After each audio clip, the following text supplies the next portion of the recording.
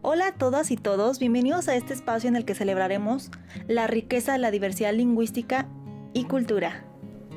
Este video forma parte de la asignatura Diversidad Lingüística e Interculturalidad impartida por la doctora Mercedes Luna Fuente en la Escuela Normal Superior del Estado de Coahuila. Aquí exploraremos cómo la literatura y las voces de los poetas contemporáneos son ventanas a mundos llenos de historia, identidad y cultura.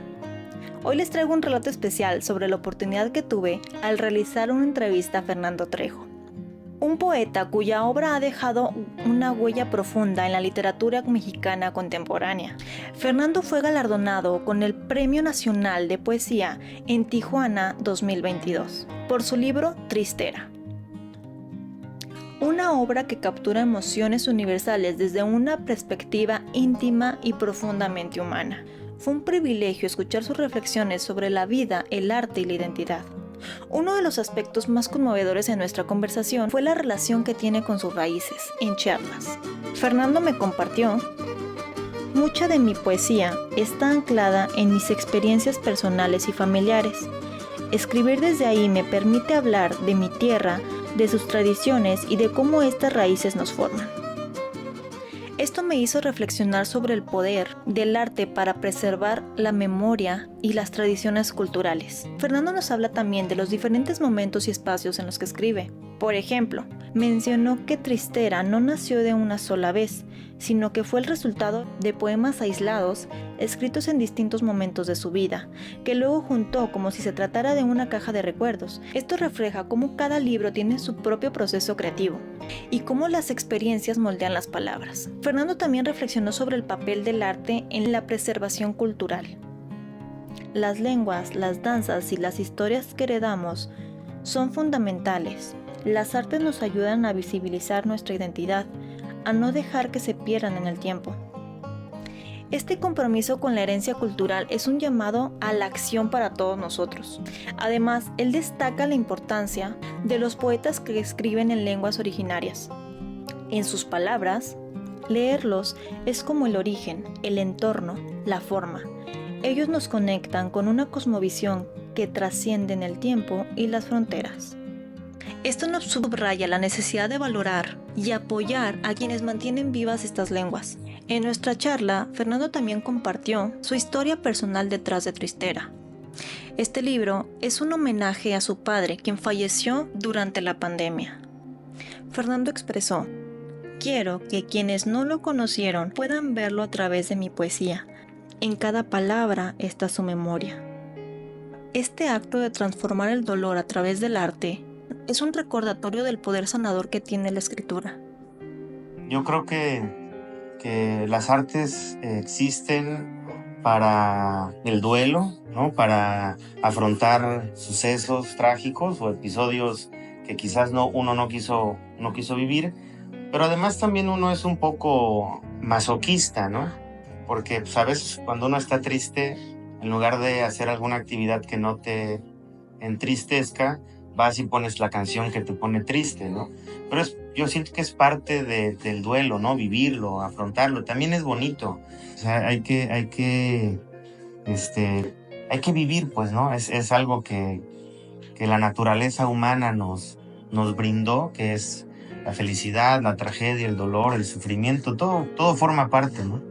En este momento formó parte de mi vida ese duelo y es como nace Tristera. Este acto de transformar el dolor a través del arte es un recordatorio del poder sanador que tiene la escritura. Tristera.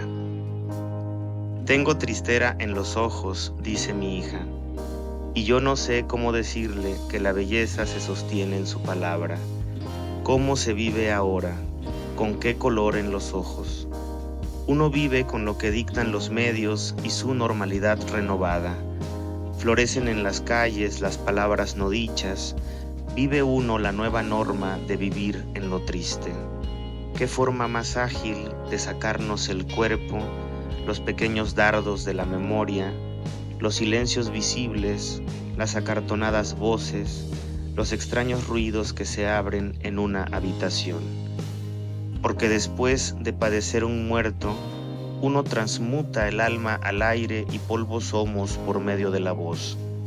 partículas de muerte deshaciéndose en la garganta, suben al llanto y mueren al derramar una lágrima, y también diálogos de gentes que no están ahí, palabras que se encienden y se apagan, citas textuales dictadas en los campos de la mente, voces en off dentro del cuadro, al filo de la cama, detrás de ti, dentro de ti.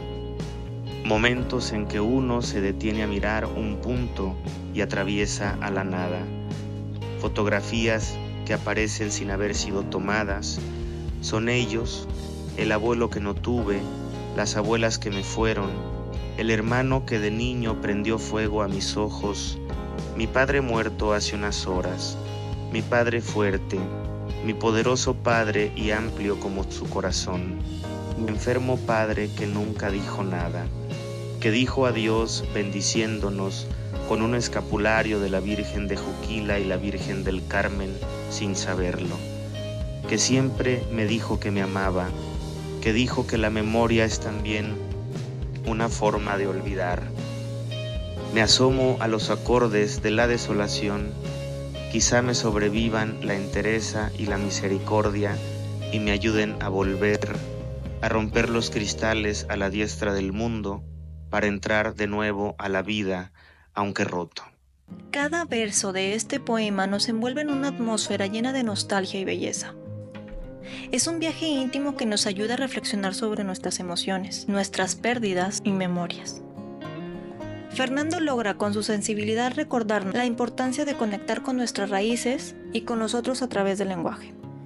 El poeta ha explorado la conexión entre las artes a través de diversas colaboraciones.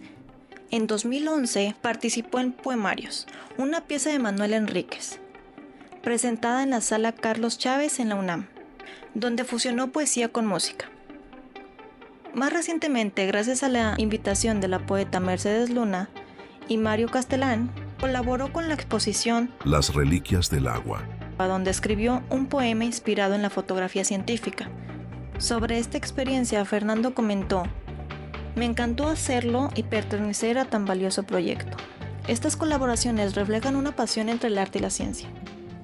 En cuanto a sus proyectos futuros, Fernando está trabajando en poemas dedicados a sus hijos, Isa e Iñaki. Estos poemas reflejan la sensibilidad de un padre que observa a sus hijos crecer. Escribir sobre ellos es una manera de capturar los momentos que se van tan rápido. Para los jóvenes que buscan incursionarse al mundo de la poesía, Fernando ofrece un consejo que evoca de la famosa escena Karate Kid, en la que el maestro Miyagi le pide a Daniel LaRusso que encere y pula la cera de su dojo. Leer y escribir como si se tratara de encerar y pulir. Leer para formarse y escribir para ejercitarse. Las disciplinas, la constancia y el amor son clave para encontrar una voz propia. Fernando recalca que las experiencias te las da la vida propia. Toda vida es única y valiosa. De todo se puede escribir, pero las lecturas nos forman y la escritura nos hacen. Fernando nos recalca que México es un país pluricultural y que la poesía escrita desde diversas regiones reflejan esa riqueza. Cada verso es una ventana a nuevas historias, a raíces e identidad. Gracias por acompañarme en este espacio. Espero que el vistazo a la obra de Fernando Trejo les inspire a explorar más sobre su obra, su poesía y la manera en la que el arte nos conecta como identidad cultural.